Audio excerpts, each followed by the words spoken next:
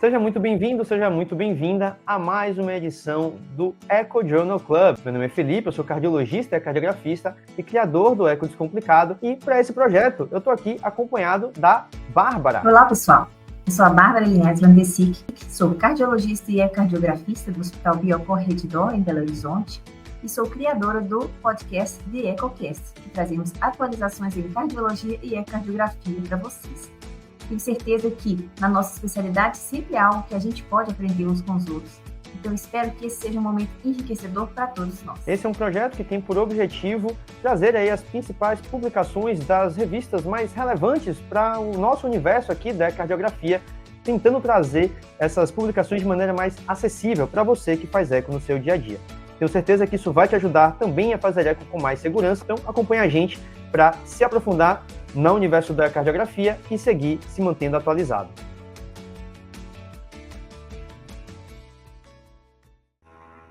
Nessa discussão agora, a gente vai falar um pouquinho sobre miocardiopatia hipertrófica, com esse artigo publicado no JACE, a nossa revista da Sociedade Americana de Cardiografia, agora em 2024, onde a proposta aqui é basicamente trazer, talvez, o que seria um método inovador de desmascarar a obstrução dinâmica da via de saída do ventrículo esquerdo, o famoso SAM, que é o que leva a obstrução dinâmica da via de saída do ventrículo esquerdo. Então, esse trabalho aqui foi publicado, como eu falei, no JACE em 2024, e a proposta é muito simples, é tentar aí provar que, através da alimentação, a gente é capaz de pegar pacientes com miocardiopatia hipertrófica e trazer esses pacientes aí para o universo, né, para o grupo de pacientes com obstrução da via de saída do ventrículo esquerdo, juntando aí a alimentação, o teste de esforço pré-prandial e pós-prandial e mostrando a diferença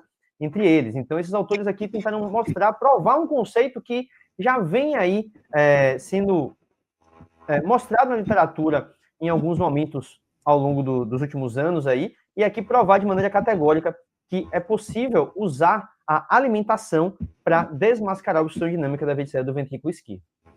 Então, basicamente, esse foi um estudo conduzido lá nos Estados Unidos, né, aí entre 2015 e 2022, onde a ideia era pegar pacientes que tinham sido encaminhados para avaliação de ecocardiografia de estresse com esforço físico, certo?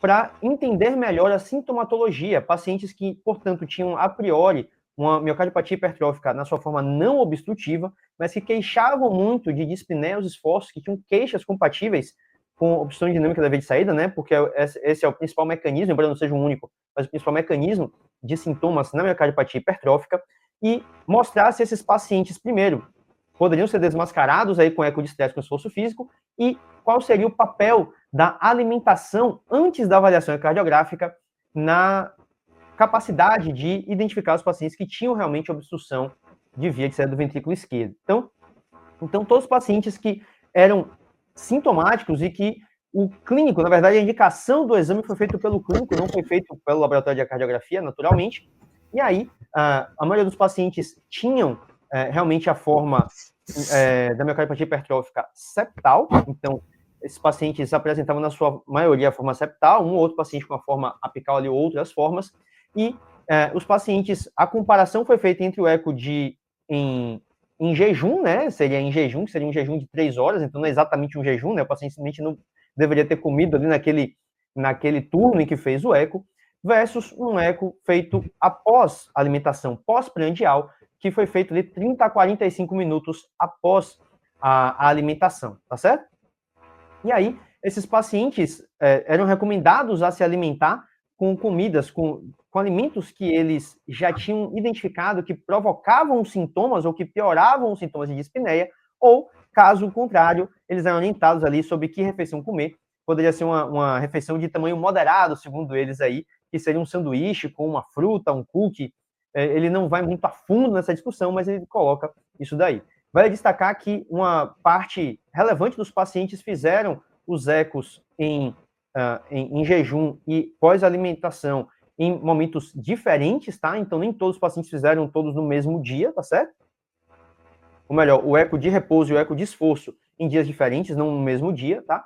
E a gente teve aí um grupo de comparação que foi bem interessante, que eles fizeram o eco em repouso, desculpa, em repouso não, o eco de estresse com jejum e o eco de estresse também com o esforço. Então, um grupo de pacientes que fez os dois protocolos, e a gente vai ter a comparação também desses grupos de pacientes, tá? Então, aqui, o mais interessante desse trabalho foi que em todos os pacientes, absolutamente todos os pacientes, em todas as situações, a gente teve gradientes de via de saída que foram maiores com a alimentação, tanto no repouso, como com manobras provocativas, como com o esforço físico. Então, independente de qual for o cenário, e aqui eu não estou falando que todos os pacientes atingiram gradiente de via de saída para o diagnóstico da miocardiopatia hipertrófica obstrutiva, né, de obstrução dinâmica da via de saída, mas os gradientes se elevaram todos, sem exceção, com a alimentação. Isso já é um dado por si só muito interessante, provando aí o conceito de que realmente a alimentação, o eco pós-prandial, é capaz de elevar os gradientes na via de saída ali para os pacientes, claro, com miocardiopatia hipertrófica, tá bom? E aí, o mais interessante aqui é o seguinte, é pegar esses pacientes, né, então um grupo de pacientes aí de 239 pacientes no total, né, ou melhor, grupo de 252 pacientes no total que foram encaminhados para essa avaliação, ou seja, pacientes que tinham miocardiopatia hipertrófica, a princípio, na sua forma não obstrutiva, né, que não tinha sido identificado previamente obstrução dinâmica de via de saída, mas que tinham sintomas, foram encaminhados para essa avaliação. E aí, nessa nova avaliação que foi feita, né, depois desse direcionamento, teve aí 5% ainda que os médicos lá conseguiram, mesmo no eco de repouso, identificar pacientes com obstrução dinâmica da via de saída. Então, esses pacientes sequer precisaram ir para o teste de esforço, tá? Então, 5% já logo de cara e mais 15% com manobras provocativas, tá certo? Mas 85% dos pacientes, de fato, não apresentaram obstrução dinâmica da via de saída naquele primeiro exame. Então, feito isso, partiu-se para o eco pós-prandial em repouso. E aqui já começa a brincadeira interessante, a gente vê que mais 13% dos pacientes tiveram o diagnóstico firmado depois da alimentação e mais 14% depois de fazer a manobra provocativa pós-alimentação e, por último, mais 25% com a manobra com alimentação seguido do eco de esforço. Então, aqui, permitindo que esses pacientes fossem capazes, né, a gente teve aí um aumento de 35%, ou seja, 35% de pacientes que não tinham diagnóstico de miocardiopatia hipertrófica obstrutiva tiveram esse diagnóstico firmado especificamente por conta da incorporação no protocolo, né, de uma alimentação ali cerca de 30 a 45 minutos antes da realização do ecocardiograma, tá? Analisando aqueles 44 pacientes que fizeram os dois protocolos, né, seguindo aí essa mesma sequência, a gente vê que sim, a gente teve também mais ou menos o mesmo número de pacientes, em torno de 34%, que teve o seu diagnóstico desmascarado, ou seja, os pacientes fizeram eco com esforço físico anteriormente, não tiveram esse diagnóstico firmado e ainda assim conseguiu-se aí que mais 34% dos pacientes tivessem o diagnóstico feito quando você fez o eco com esforço físico após a alimentação, um eco de esforço físico pós-prandial. E mais uma vez só destacando qual foi o momento, né, da sequência que eles fizeram. Um outro dado interessante que eles trazem é que esses pacientes, de todos os pacientes da coorte, né, 71 pacientes foram submetidos a algum tipo de terapia para obstrução dinâmica da via de saída, seja terapia medicamentosa, seja terapia intervencionista. E o curioso é que boa parte desses pacientes tiveram a intervenção indicada por meio desse teste com pós-prandial, tiveram uma melhora na capacidade funcional. Você vê aqui, eu tive tipos de pacientes com classe funcional 3 e 4, que passaram aí para inclusive 1 e até 2.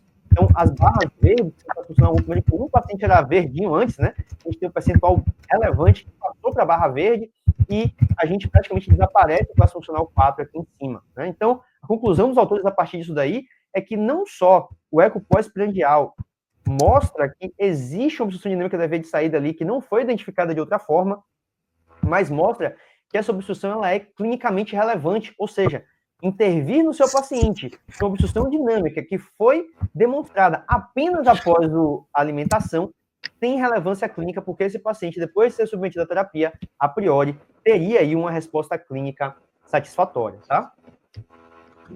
Então, ele traz aí na discussão, né, a ideia, né, de onde vinha esse conceito de eco pós-prandial. Esse mesmo grupo já tinha publicações anteriores mostrando essa possibilidade, bem como outros autores aí que eles citam ao longo da discussão.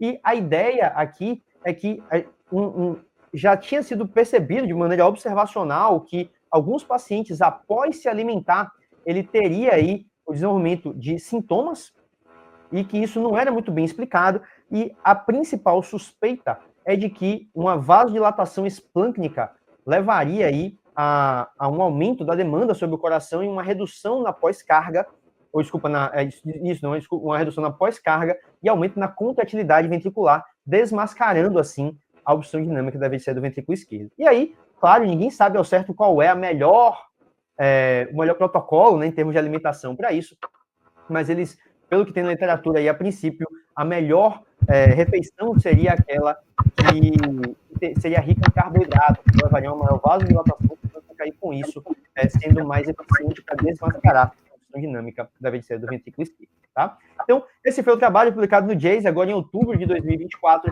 que basicamente mostra para a gente o papel, talvez aí inesperado para muitos, do eco pós-prandial, tanto em repouso como pós-esforço físico, e que é capaz de desmascarar aí a obstrução dinâmica da veia de saída em um percentual relevante de pacientes, aí, talvez em torno de 30% dos pacientes que não teriam esse diagnóstico firmado por meio do ecocardiograma convencional, aqui teve esse diagnóstico firmado com o eco pós-prandial.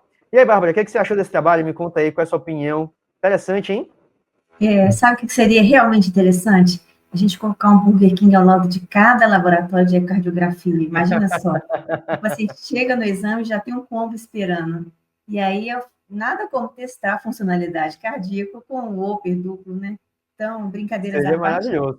O problema é só o conflito de interesse. Não sei se você tem sociedade com algum Burger King ou não, mas você aí está dependendo do Burger King. Na verdade, eu sou mais eu gosto muito de hambúrguer também, mas eu sou mais da pizza, tá? Mas, enfim, o importante é que a gente consiga desmascarar o sintoma, e embora possa parecer à primeira vista meio esquisito, até porque muita gente tem a sua agenda de eco e naquela agenda chega um paciente com miocardiopatía hipertrófica, né? Então você não vai parar e vai comer alguma coisa e volte.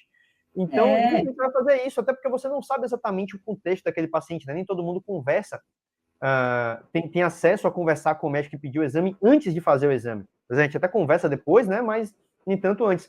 Mas também tem muita cardiografista que faz eco na sua própria clínica ou nos seus próprios pacientes e que tem aí a possibilidade de ter aquele bate-bola e dizer, por que na próxima vez você não vem fazer o eco depois de comer? Traz um lanchinho, você chegar na sala de espera ali, você abre sua ficha, já faz um lanchinho e depois a gente faz o seu exame. E pelo contrário, que a gente pudesse pensar, o paciente que se alimentou logo antes do exame pode sim fazer o exame para desmascarar. Então, isso não é uma contraindicação. Foi seguro, né? A gente não teve nenhum relato de efeito adverso significativo aí. E só destacar um ponto importante, que aqui foi eco com esforço físico, tá? Naturalmente, o eco de estresse com dobutamina tem aí o seu papel em alguns pacientes, a literatura é meio conflitante em relação a isso, nem todo mundo acha que... A opinião de alguns autores é de que o eco de estresse com dobutamina não refletiria a obstrução fisiológica, né, que aconteceria em situações fisiológicas, mas, ainda assim, a questão aqui que eu quero destacar é que mesmo o eco pós-prandial em repouso foi capaz de desmascarar alguns pacientes, então você, na sua agenda de eco de repouso, pode conversar com o paciente aí, e foi super tranquilo, e definitivamente você agrega ali. O pior que pode acontecer é você não desmascarar essa obstrução ali naquele eco. Aumenta a capacidade diagnóstica, aumenta. Isso é fato, né? Agora foi bem categórico esse trabalho. Então é isso aí. Show de bola.